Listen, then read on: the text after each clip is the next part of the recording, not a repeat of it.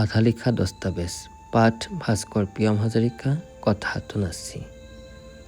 তোমাক লগ নোপোৱা আজি বহুত দিনেই হ'ল।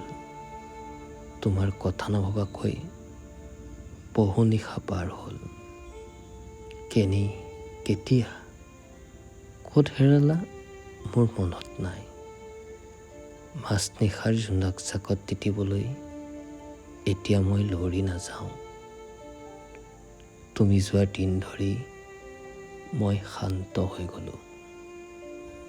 ইমান শান্ত ছোৱালীজনীক তুমি হয়তো কোনোদিন দেখাই নাছিলা।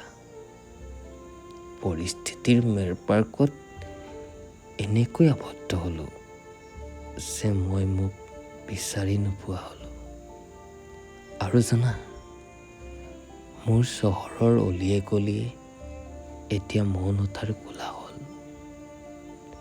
মই সহিব নোৱাৰোঁ।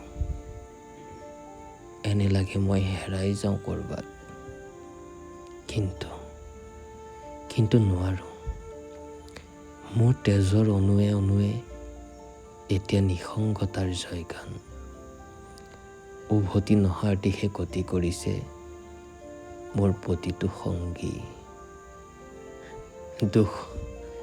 দুখ মোৰে আছিল।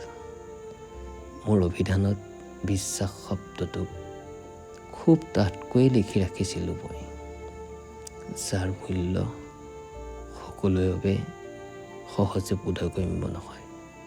বাৰু আজিলৈ থাকক।